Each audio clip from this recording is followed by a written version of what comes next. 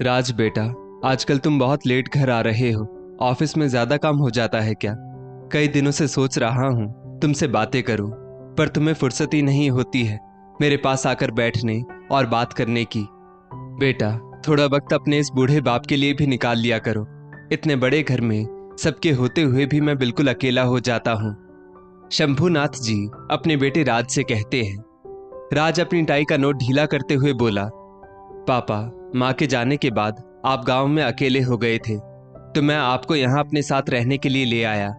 अब हम सबके रहते हुए भी आप अकेले कैसे? और इतना तो आप समझते हैं, अगर मैं घर में बैठ गया तो घर कैसे चलेगा?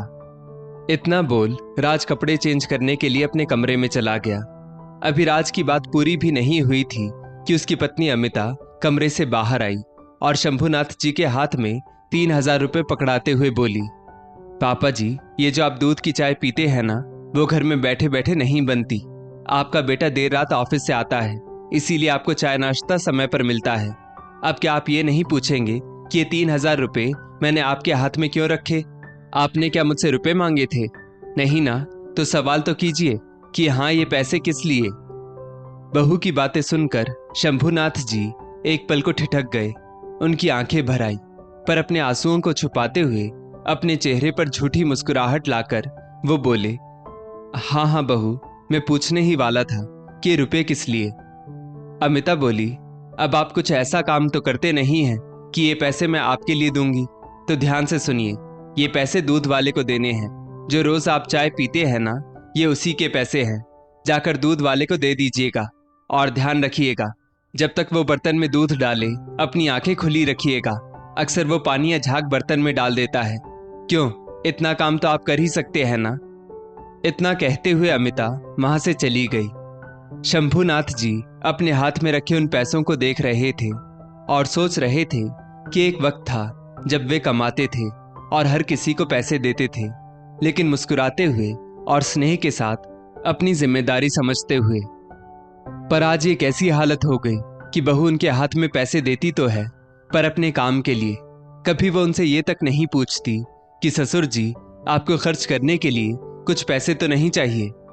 अगले दिन शंभूनाथ जी सुबह जल्दी जाग गए और बरामदे में आकर बैठ गए कि ऑफिस जाते वक्त अपने बेटे से 2 बातें करेंगे। जब राज तैयार होकर बाहर निकला, उन्होंने फिर राज को टोका, राज, आज भी जल्दी जाना है क्या? राज बोला, हाँ पापा, आजकल एक प्रोजेक्ट पर काम चल रहा है, उसी में लगा हुआ हूँ, बस निकलने ही वाला हूँ। कहिए, कुछ कहना है क्या?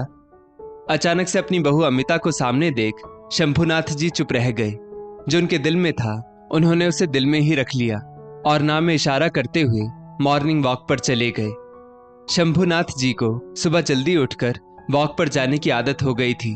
वो सुबह 5 बजे उठते, खुद के लिए पानी ज्यादा, दूध कम में चाय बनाते, फिर वो फीकी चाय पीकर फ्रेश होकर वॉक पर चले जाते और आने के बाद नहा धोकर मंदिर जाते और वहां कोई मिल जाता तो उससे 2 घड़ी बातें कर लेते।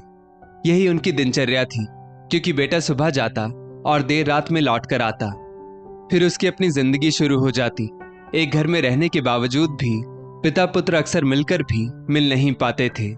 कभी रात जल्दी आ जाता तो उसका फोन और अमिता उसे चैन नहीं लेने देते, और गलती से कभी शंभूनाथ जी टीवी देखने की कोशिश करते तो अमिता ये कहती, कितना शोर मत कीजिए, हमें शोर शराबे की आदत नहीं है।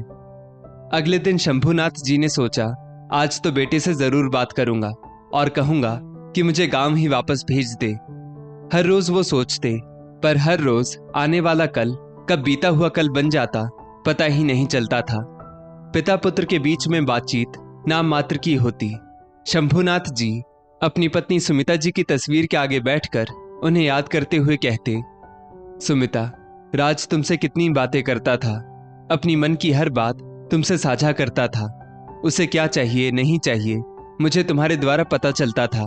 क्या मैं इतना कठोर पिता था कि वो मुझसे बचपन में तो डरता ही था, आज भी मुझसे बात करने से पहले वो इतना सोचता है।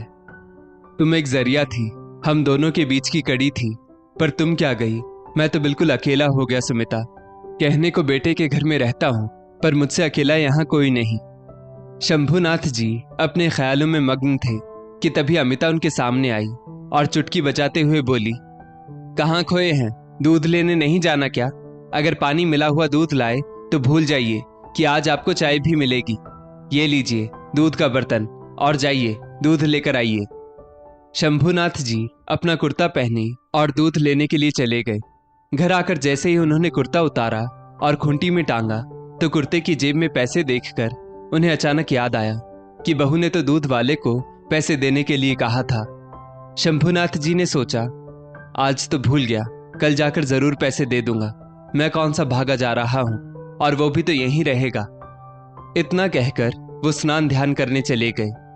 करीब 11 बजे अमिता शंभूनाथ जी से बोली, पापा जी, मैं अपने दोस्तों के साथ कॉफी हाउस जा रही हूँ, खाना वहीं खाऊंगी, और सुबह का पोहा बचा हुआ है, वो आप खा लीजिएगा। और हाँ, काम वाली आए तो उसे काम समझा दीजिएगा। इतना कहकर वो घर से निकल गई।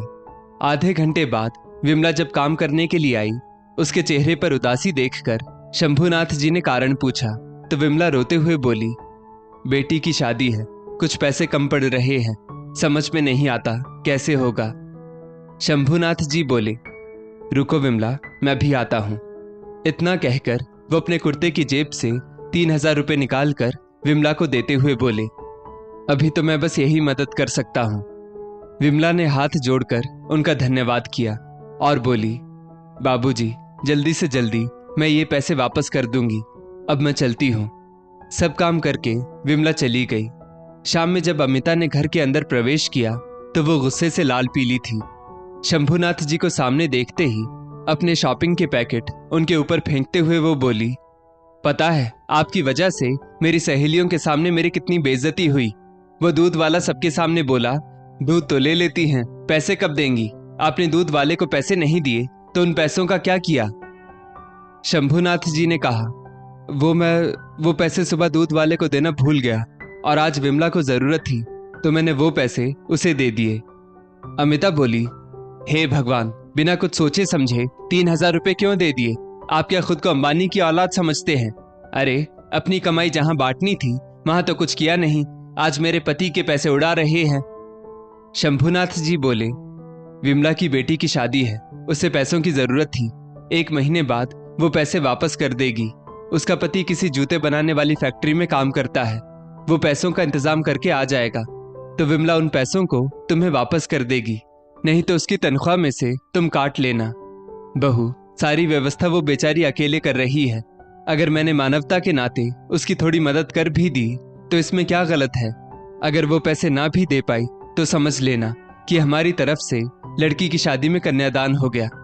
देखो बहू, आज तक मैंने 1 पैसा अपने लिए कभी नहीं मांगा।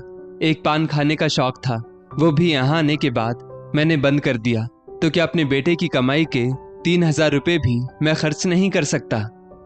अचानक से घर में राज आया। जैसे ही अमिता की नजर उस पर पड़ी, उसने तुरंत अपना रंग बदल लिया और बोली, जैसी आपकी मर्जी, मैं तो बस इसलिए कह रही थी क्योंकि उसे हमारे घर का काम करते हुए अभी 1 महीना भी नहीं हुआ है। मेरे पास भी कई साड़ियां और उपहार रखे हुए थे जो मैंने उसकी बेटी की शादी के लिए रखे थे, लेकिन अब क्या फायदा वो सब देने का, क्योंकि वो तो लौट कर आएगी नहीं। तमतमाती हुई अमिता राज के पास गई और बोली, तुम्हारे पापा अब विश्वास के लायक नहीं हैं, इससे ज्यादा मैं कुछ नहीं बोलूंगी।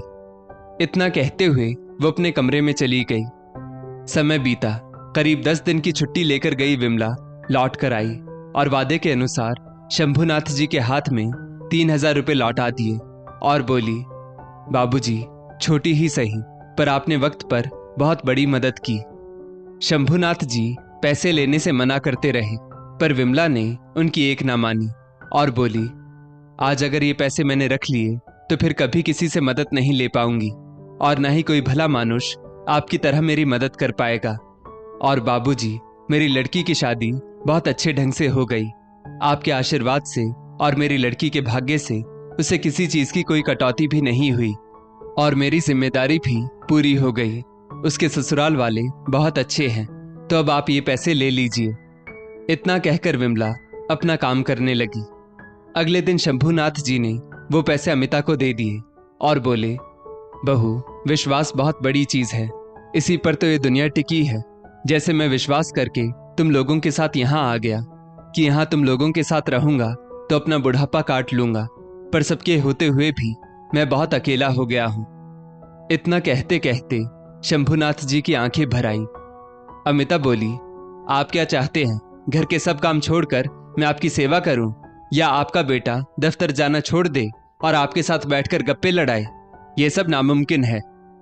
अगले दिन शंभुनाथ जी अपने पड़ोसी मित्र विनोद बाबू के साथ सांझ ढले बाहर कुर्सी पर बैठे थे और बातें कर रहे थे। तभी राज और अमिता बाहर खाने पर जा रहे थे तो राज ने बड़ी हिम्मत करके शंभुनाथ जी से कहा, पापा आप हमारे साथ क्यों नहीं चलते हैं? खाना भी खा लेंगे और थोड़ी बाहर की हवा भी तो आपको अच्छी लगेगी। अमिता ने राज को आंखें दिखाई तो शंभुनाथ जी समझ गए और बोले, नहीं नहीं बेटा, मेरी उम्र कहाँ है अब बाहर घूमने फिरने और डिनर करने की। तुम लोग जाओ। समय बीतने लगा। दिनों दिन शंभुनाथ जी का अकेलापन उन्हें अंदर से तोड़ने लगा था। ज्यादा दुख तो उन्हें तब हुआ जब उनके मित्र विनोद बाबू भी बच्चों की छुट्टियों पर अपने परिवार के साथ अयोध्या जा रहे थे और शंभुनाथ जी से बोले, अरे शंभुनाथ, आप क्यों नहीं अपने बेटे के साथ कहीं घूमने फिरने जाते हैं? अकेले अकेले तो घर में दम घुटता है। अब तो ये लोग जहां जाते हैं मैं भी इनके साथ ही हो लेता हूं। तो आप भी संकोच छोड़िए और बच्चों के साथ निकला कीजिए। एक रोज जब राज दफ्तर से लौटा तो शंभुनाथ जी बच्चों की तरह उसे देखकर खुश हो गए और बोले, राज, क्या हम आज बाहर खाने के लिए या फिर बस टहलने के लिए चल सकते हैं? मैं पूरे दिन घर में अकेला रहता हूँ। विनोद बाबू भी यहाँ नहीं है। उनसे दो चार बातें हो जाती थी, वो भी अपने परिवार के साथ घूमने गए हैं, तो मेरा घर में मन नहीं लगता। राज बहुत खुश हुआ और बोला, हाँ क्यों नहीं पापा, मैं फ्रेश हो जाता हूँ, फिर अमिता से कहता हूँ हम सब साथ चलेंगे। आप भी तैयार हो जाइए। शंभुनाथ जी बच्चों की तरह खुश होकर अपने कमरे में गए और दूसरा कुर्ता पहनने लगे। तभी बेटे के कमरे से लड़ाई झगड़े की आवाज आने लगी। अमिता चिल्लाकर कह रही थी, मैं उस बूढ़े के साथ कहीं बाहर नहीं जाऊंगी। मुझे अपनी इमेज खराब नहीं करनी है। शक्ल है ना सूरत, गंदे कपड़े पहनते हैं, उनके कपड़ों से बदबू आती है। होंगे वो तुम्हारे पिता, जहां जाना है उनके साथ जाओ और मुझे मेरे मायके छोड़ दो। जब से वो यहाँ आए हैं एक पल भी मैं चैन से नहीं रह पाई हूँ। शंभुनाथ जी सब समझ गए। उन्होंने वापस कुर्ता खूंटी पर टांग दिया और कमरे से बाहर निकले। राज सामने आया और बोला, पापा ऐसा करते हैं, मैं और आप ही चलते हैं, अमिता की तबीयत ठीक नहीं है। शंभुनाथ जी बोले, बेटा अचानक से मेरे पेट में बहुत दर्द हो रहा है। लगता है मैं रात में घर का खाना भी नहीं खा पाऊंगा। ऐसा करो, तुम बहू को बाहर ले जाओ, थोड़ी बाहर की हवा लगेगी तो उसकी तबीयत ठीक हो जाएगी। मैं घर पर आराम करूंगा। राज समझ गया कि उसके पिता ने उन दोनों की बातें सुन ली हैं। वो सिर झुकाए वहां से हारे हुए खिलाड़ी की तरह अपने कमरे में चला गया। उस रात शंभुनाथ जी ने अपने लिए कुछ फैसला लेने की सोची और एक चिट्ठी में अपने बेटे को अपने मन की बात लिखकर अपना सारा सामान समेटकर सुबह 6 बजे की बस से वापस अपने गांव मुंगेर चले गए। सुबह जब राज ने कोई हलचल नहीं सुनी तो पिता के कमरे में गया और चिट्ठी देखी तो उसमें लिखा था, प्रिय राज, तुमने आज तक मुझसे सामने से कुछ नहीं मांगा और मेरे भले का सोचकर तुम मुझे अपने पास ले आए। पर बेटा, सबके होते हुए भी मैं वहां अकेलापन महसूस करता था। हम दोनों के बीच की जो कड़ी तुम्हारी माँ थी वो 6 महीने पहले ही टूट गई। अब मेरा जीवन तो खत्म होने को है, तो मेरी वजह से बहू के साथ तुम्हें अपने जीवन में कठिनाई ना हो, इसके लिए मेरा उस घर को छोड़ देना और तुम्हें मुझे भूल जाना ही बेहतर होगा। तो मेरी चिंता मत करो, खेत से जितना भी आता है मेरा गुजारा हो जाएगा। खुश रहो, आबाद रहो। राज की आंखों से आंसू बह रहे थे। अमिता ने वो चिट्ठी पढ़ी तो खुश होकर बोली, चलो अच्छा है, हमें कुछ करना ही नहीं पड़ा।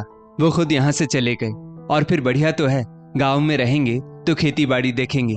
कम से कम दूसरे लोग तो पैसे नहीं खाएंगे और वो सारे पैसे पापा जी के अकाउंट में रहेंगे जो आगे चलकर हमारे ही तो काम आएंगे। अब पापा जी यहाँ से चले गए हैं और घर खाली हो गया है तो हम भी अपना परिवार बढ़ाने की सोच सकते हैं, वरना उनके रहते तो ये संभव ही नहीं था। राज ने एक जोर का तमाचा अमिता को जड़ दिया और बोला, तुम कितनी स्वार्थी हो। यहाँ हमारे होते हुए भी मेरे पिता अकेले थे। जब भी मैं उन्हें समय देना चाहता था तो मुझे रोक लेती थी, और आज वो वहाँ अकेले हैं तो तुम यहाँ खुशियां मना रही हो, अपना परिवार बड़ा करने की सोच रही हो। अरे भगवान से डरो, कल को तुम्हारे बच्चों ने भी तो तुम्हारे साथ ऐसा ही करना है, क्योंकि जो इंसान दूसरों के लिए खड्डा करता है उसमें एक ना एक दिन खुद भी गिरता है। और जिस घर में ऐसे रहने की बात कर रही हो ना, वो घर भी मेरे बाप ने ही मुझे खरीद कर दिया है। तुम अपने मायके से लेकर नहीं आई हो तो रहो इस घर में। मैं एक हफ्ते के लिए गांव जा रहा हूँ, अब करो जो करना है। इतना कहकर राज ने अपने दफ्तर में फोन किया, छुट्टी ली और गांव के लिए निकल गया। अमिता ने अपने मायके में फोन किया और पति की शिकायत की तो उसकी मां ने उल्टा उसे ही डांटा और कहा, जब तुम अपने अकेले ससुर की देखभाल नहीं कर सकती हो तो हमसे उम्मीद कैसे कर सकती हो, और एक बेटे को उसके पिता से तुम दूर कैसे रख सकती हो। सोचो, सबके होते हुए भी एक पिता उस घर में जब अकेलापन महसूस कर रहा था तो तुम उस घर में अकेली जी पाओगी। समय रहते अपनी गृहस्थी बचा लो और उस पिता से माफी मांगो जिसका हृदय तुमने दुखाया है। अमिता को अपनी गलती का एहसास हुआ और वो तुरंत गांव के लिए निकल गई। जैसे ही शंभुनाथ जी ने अमिता को देखा, उन्होंने मुस्कुराकर उसका स्वागत किया। वहीं राज गुस्से में लाल पीला हो रहा था। अमिता शंभुनाथ जी के पैरों में पड़कर माफी मांगते हुए बोली, पापा जी, मुझे माफ कर दीजिए। मैं सोचती थी एक सुखी परिवार पति पत्नी से ही पूरा हो जाता है, पर मैं ये कैसे भूल सकती हूँ कि अगर माता पिता ही नहीं होंगे तो बच्चे अपना परिवार आगे कैसे बढ़ाएंगे। चलिए, आप हमारे साथ चलिए, मैं अब कोई गलती नहीं करूंगी। राज अमिता की बात सुनकर मुस्कुराने लगा। शंभुनाथ जी बोले, नहीं बहू, मुझे तुमसे या राज से कोई शिकायत नहीं। शायद पुराने समय में पिता अपने बच्चों से ज्यादा घुल मिल नहीं पाता था, क्योंकि पत्नी बच्चे और पिता के बीच की कड़ी होती थी। मैंने तुम्हारी हर भूल के लिए तुम्हें माफ कर दिया, पर मैं शहर जाकर नहीं रह सकता। हाँ, तुम लोग यहाँ आया करो और एक दो दिन के लिए मैं भी वहां आता रहूंगा। राज, तुम बहू के साथ जाओ, वो वहां अकेली कैसे रहेगी। जाओ बेटा, बच्चों की खुशी में ही माँ बाप की खुशी होती है। अमिता के कहने पर राज उसके साथ 2 दिन गांव में रुका, फिर वापस शहर लौट गया, पिता को ये भरोसा दिलाते हुए कि अब हम आपको अकेला कभी नहीं छोड़ेंगे। दोस्तों, इस स्टोरी को लेकर आपकी क्या राय है, नीचे कमेंट करके जरूर बताइएगा। और ऐसी ही और भी बेहतरीन वीडियोस के लिए हमारा पेज जरूर फॉलो करें। धन्यवाद।